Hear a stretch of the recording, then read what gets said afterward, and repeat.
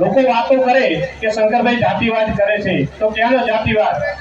અને અહીં સમાજ જાતિવાદ કરતો હોય છે, પણ એક મારે તમને કહેવું છે કે જ્યારે આપણે પેટા ચૂંટણી આવે ત્યારે કે આપણે વાતો કરે જાતિવાદ હોત તો ચેરમેન સાહેબ આપણા બરફ નહીં અને તંત્રી સાહેબને પણ બનાસ ડેરીના ડિરેક્ટર બનાવ્યા હતા. શંકરભાઈ સાહેબે અધ્યક્ષ હતા અને અધ્યક્ષ સ્થાન પણ સાઈડમાં રાખી અને તમારા દીકરાને જીતાડવા માટે મેદાનમાં આવ્યા હતા. અહીં અમુક જગ્યાએ જઈએ ત્યારે વાતો થતી હોતી જાતિવાદની, એટલા માટે કહેવું પડે છે.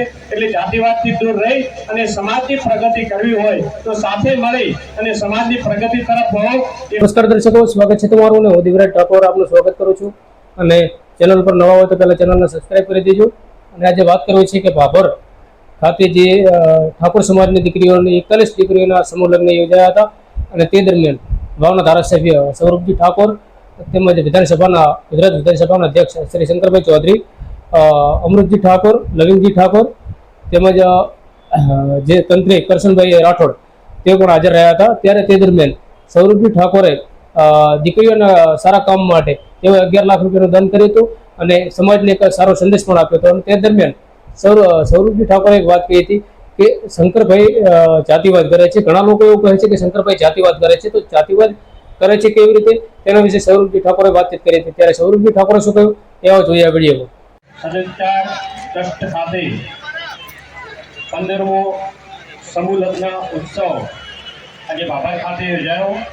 તેમાં ઉપસ્થિત મારા વિધાનસભાના અધ્યક્ષ અને બનાસ ડેરીના ચેરમેન માન્ય શંકરભાઈ ચૌધરી સાહેબ, તેમજ રાધનપુરના ધારાસભ્ય લવિંગજી સાહેબ, તેમજ કોંગ્રેસના ધારાસભ્ય અમૃતજી સાહેબ અને તમામ સ્ટેજ ઉપર બિરાજમાન મહાનુભાવો અને અહીં પધારેલ સમાજના તમામ આગેવાનો, બહારથી બધા આગેવાનો અને આજે પ્રભુતામાં જે પગલાં પાડી રહ્યા છે એવા નવ દંપતીઓ તમામને મારા પ્રણામ. આજે સમાજની અંદર જે સમૂહ લગ્ન આજે યોજાયું છે એમાં આપણે ઘણું બધું શીખવાનું છે કે સમાજની અંદર ખોટા ખર્ચા, ખોટા કુરિવાજો, તમામ જે ખોટા ખર્ચાઓ થાય છે તેને તિલંજી આપીને આપણે સમૂહ લગ્ન અંદર જોડાઈએ. સાથે સાથે શિક્ષણ પણ એટલું જરૂરી છે. શિક્ષણને પણ અપનાવીએ અને વ્યસનથી દૂર રહીએ. સમાજની પ્રગતિ કરવી હોય તો આ 3 મુદ્દા આપણે અપનાવીશું તો જરૂર સમાજ પ્રગતિ કરશે.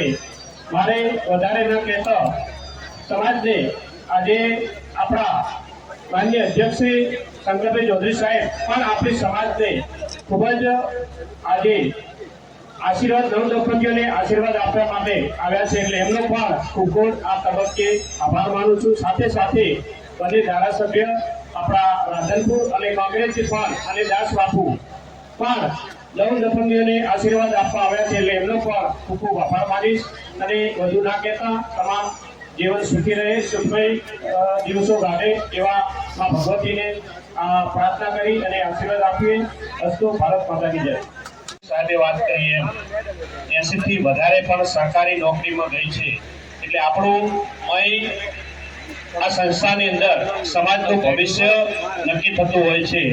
ત્યારે ફૂલ નહીં તો ફૂલની પાંખડી આપણે આને ઉપયોગી થવું પડે. તો મારી ગ્રાન્ટમાંથી આ સંસ્થાને 11 લાખ રૂપિયા હું દાન કરું છું અને ઉત્તરોત્તર સમાજની પ્રગતિ થાય એના માટે કાયમી હર હંમેશા અમે તો સાથે જ છું અને સાથે રહેવાનું.